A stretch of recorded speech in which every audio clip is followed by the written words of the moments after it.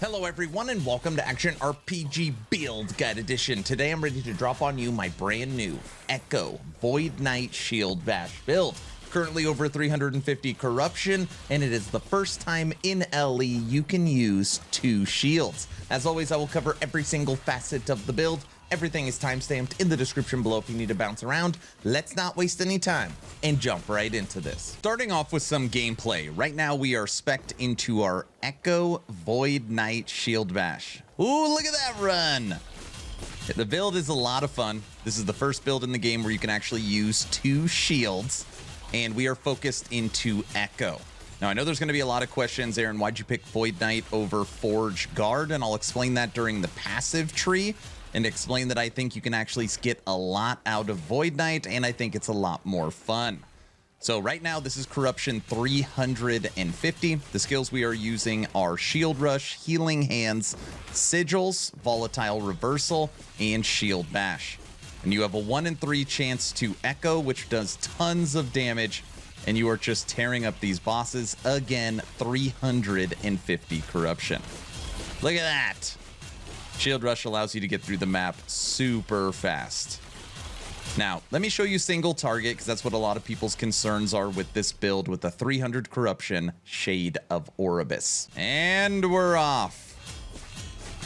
And we're just going to sit there for the most part, staying close, shield bashing and using evade, hitting the Shade of Oribus with Volatile Reversal. So that way we attack more, or attack quicker, and the Shade takes 30% more damage. Healing Hands is auto-triggered, Sigils are auto-triggered, and for this we won't need to use our movement skill. And the Shade of Oribus just gets eaten alive. Let me show you how to recreate this build. So now let's break down the skills, starting with Shield Rush, and I will show you the order in which you want to take the points. Now, obviously, this is your movement skill, and it is so much fun to play, especially when you get good with your angles, and you can go across the entire map.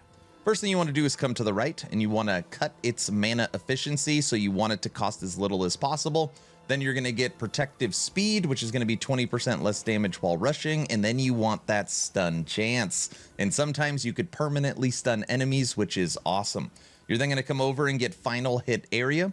You're going to make it where it echoes, so it hits twice to try and boost that stun chance, and then you're going to put 2 points into its base crit. Moving on to Healing Hands. So you want to come to the left first, and this is Healing Hands chance on melee hit. This is every single time you hit with Shield Bash, you will also trigger Healing Hands. You want to come down over here, deals fire damage. You want to knock out the mana cost, so it costs literally 0. You then want to come down, and you want to get the deals fire damage on hit. Then you want to come up, and you want to get the Immobilize Void enemies and Fear Undead enemies. Just gives you some sustain. You'll have 2 points left over, and you will put it right here into increased healing effectiveness. Moving over to Sigils, which we can now automate through our new ring. First thing you want to do is come up and grab all of these nodes. This is going to give you endurance, longer duration, extra sigil, health regen, and more importantly, block chance and block effectiveness. Remember, you're going to do a ton of damage based upon your overall block effectiveness, which I will show you during the Shield Bash skill tree. You're then going to come to the left, and you're just going to boost overall damage with Empowering Sigils and Decree of Flame. Moving over to Volatile Reversal, one of my favorite skills in the game. You want to come to the left first, and you want to get cooldown recovery speed. You then want to make sure you max out your time sap, which is going to be chance to recover cooldown on kill. You then want global attack speed, you want movement speed, you want to come over here and get enemy damage taken. So any enemy hit with this is going to take 30% more damage. So you will be running faster, attacking quicker, and enemies will take more damage. You are also going to be making a Void Riff on arrival and at the start. And then you're going to come right here and get more cooldown recovery. Now, if you want to take 1 more point, you could put it right here. This gives you cooldown recovery of 300, but you no longer restore mana. You could take that as you want, and then you could basically use this on demand, but I like being able to get back some mana when I need it. Last but not least, our brand new damage dealer, Shield Bash. And what you want to do first is you want to come up and you want to snag all the nodes up here. You're going to bring down the mana cost, and Indomitable Force is really what actually makes this build possible, this singular node. Shield Bash has added melee damage based on your block effectiveness, and it's not overly difficult to get over 6,000 block effectiveness. So not only are you super tanky, but in the same regard, it is boosting your damage. You're going to come up, give it no cooldown, so you could use it on demand, boost your multiplicative damage, boost your stun chance, and boost your attack speed based upon your block. You're then going to come over here and get more physical damage per strength. This is a strength build. Again, this is multiplicative. And then you're going to come down here and get 500 block effectiveness and 15% block chance, because again, your main stat is block effectiveness. Those are the skills. So now let's break down the passives. The time of recording, I'm currently level 97, and we have a lot to talk about here. So we're going to start with the base Sentinel tree. I have 4 into Juggernaut, 1 into Fearless, 5 into Stalwart, 5 into Armor Clad, and 5 into Valiant Charge. Now, obviously, again, you want as much block effectiveness as possible, but if at any time you feel like you need the Fire and Void resistance, these two nodes are interchangeable. So you can pull 4 nodes out of here, boost your strength, and boost your resistances. Just make sure you keep 1 point in here for the 3% block chance. Okay. Moving over to Void Knight, I currently have 70 points put in. So 10 into Abyssal Endurance, this is health and resistances. World Eater is going to give you your leech. Patient Doom, every 3 seconds, your Shield Bash is going to do 150% more damage. Void Corruption, this is going to give you 70% crit strike multiplier. 8 into Doom Knight, 12 into Woe. This is huge for your survivability. Increased armor on a melee kill. All of your kills will be melee. Eternal Form, this is going to give you survivability with health. And then, of course, you want to max out your Echo. Now, we're going to come back to here in a second. We have 5 into Forge Guard, which is going to give you block chance, block effectiveness, armor. And then in Paladin, you need 15 points to unlock Sigils. Right now, I have 5 into Conviction, 5 into Honor, and 5 into Blinding Light. If you don't need the endurance percent here, you can move a few of these points back to Conviction, which is going to give you physical penetration and physical damage. Okay? Now, the question was asked earlier, and I do want to break this down during this section. Why Void Knight? Why not Forge Guard? You see tons of Shield Bash. I get asked it every time when I am streaming. Now, Forge Guard build focuses on Ring of Shields and this little cluster here. So Ring of Shields can auto trigger when you block. Also, Ring of Shields has an awesome way to block or to boost block effectiveness. That is all true. But then you have to deal with the mana associated with Ring of Shields because it can be very costly. And I tried it. I'm not a big fan of Ring of Shields. I tried to use it. This is what we started with, and it just didn't feel good. So we took it a different route. You can obviously go Forge Guard, and you can work through the mana cost and all of those things if you like Ring of Shields, or you can go Void Knight. And what's great about Void Knight is Void Knight, you're going to get right off the bat a 70% crit strike multiplicative damage chance from Void Corruption, and you are going to be getting your Echo. And you can get your Echo damage over 1,000% if you gear your character out right. So by getting that extra crit multiplier and being able to Echo, which means you are shield bashing twice, you can easily make up for that damage that you get from Ring of Shields, and you don't have to deal with like managing mana and all that kind of crap. Both builds are totally fine. I just prefer Void Knight. So I hope that helps clear it up. Now, your final 5 points are going to be your option. You could put these 5 points wherever you want. So right now I have them in Kill Threshold. This is where my last 3 points are going to go. But if you need extra blind and endurance chance, if you need extra fire penetration, if you need extra resistances, again, these points can go where you see it. You could put it in Void Flux if you like that node. I am putting it in Kill Threshold, but those final 5 passive points are yours. Moving over to Last Epoch Tools, where we're going to break down the blessings, idols, and skills, starting with blessings. Now, for this build, we take Crit Strike Multiplier, all resistances, base armor, block and block effectiveness, and stun chance. And remember, there's going to be times you can almost permanently stun bosses and enemies, which feels really, really good. When it comes to idols, you have two different sets. You have this, which uses the large Rye idols, and this is increased critical strike chance and block effectiveness, and then we just fill it in with health and mana idols.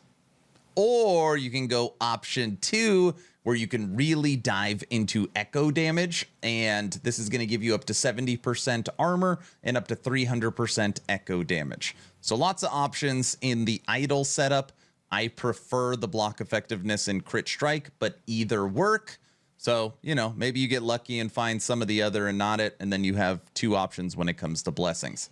Now, looking at gear, there's a lot to discuss. So we are using the brand new Monument of Protection shield. This is what actually allows dual wielding shields inside of Last Epoch. Now you have one option, and this gives you a 40% increased block effectiveness, which is obviously great because that's where you're scaling your damage from.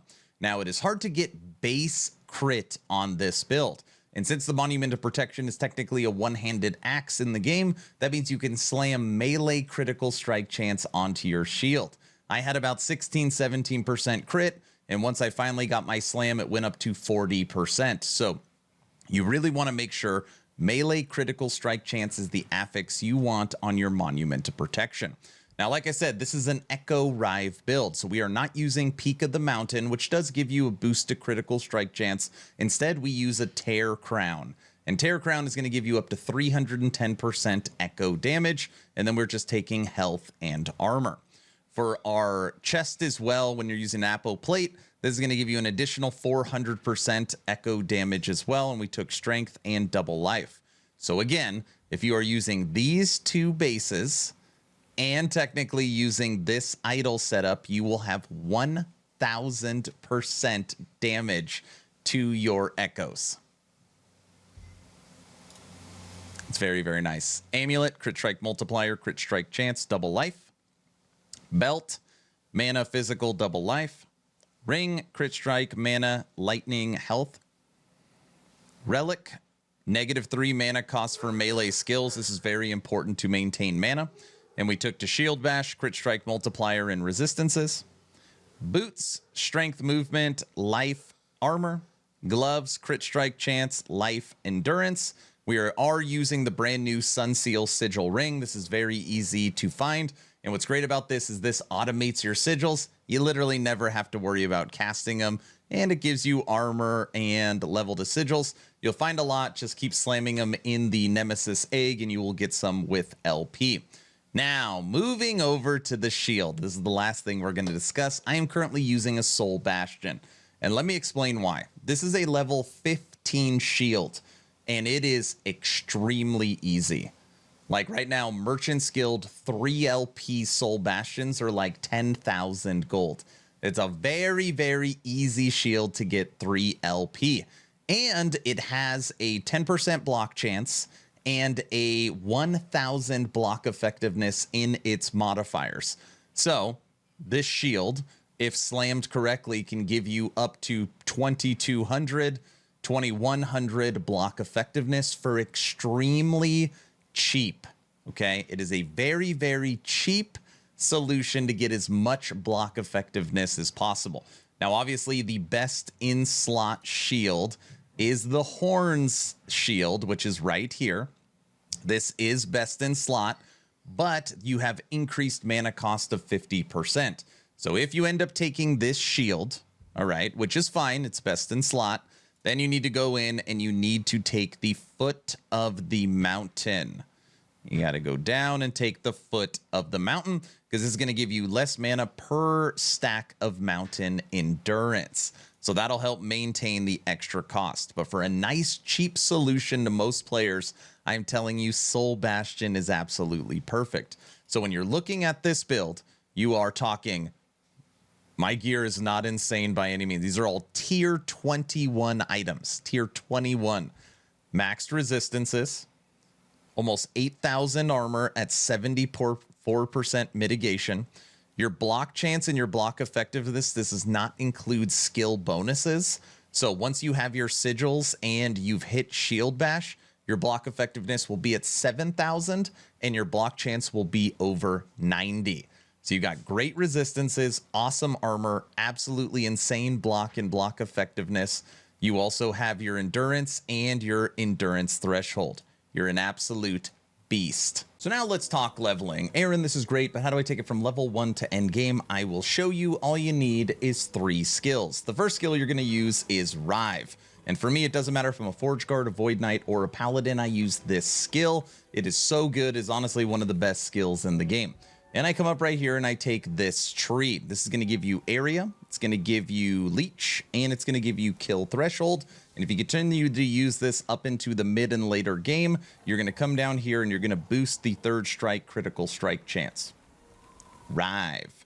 The second skill you're going to want is Shield Rush. This is going to be your traversal skill. And don't worry, even though Shield Rush says it requires a shield, you can come down here and take Dark Rush. So you could still move super fast throughout the game without needing a shield in case you wanted to dual wield or use a two-hander. The third skill you want is the newly added Healing Hands that came for Cycle 1. And what you want to do is put 4 points right here into Cleric's Hammer. This is going to make it where every time you use Rive, you will also trigger Healing Hands. You then want to come over here and you want to get deals fire damage on hit. That is what you want. And if you're struggling with mana in any way, you can come down here and you can make it a 0-cost skill. But Healing Hands, Shield Rush, and Rive, you will fly through the campaign. All right, everyone, that's the build guide. What do you think of my brand new Echo Void Knight Shield Bash? Is there anything I missed? Is there anything I can do to take this to the next level? Let me know your thoughts in the comment section below. A couple of asks at the end of the video. Ask number 1, I'm hoping today is the day I have earned your subscription. I'm hoping today is the day you make the decision to push that little red button. I would really appreciate it, but of course, only if you think I've earned it. Ask number 2, check out my Patreon. Thank you to the first 140 members that have signed up. It is the first link in the description and the best way to support this channel. You get access to movie night, you get access to game night, you get access to exclusive content and the VIP lounge. First link in the description. Lastly, check out my Discord. We're approaching 4,300 members. This is a non-toxic ARPG community, and we do a giveaway every 2 weeks. For just being a member of my community, we cover all things action RPGs. You are entered in a giveaway.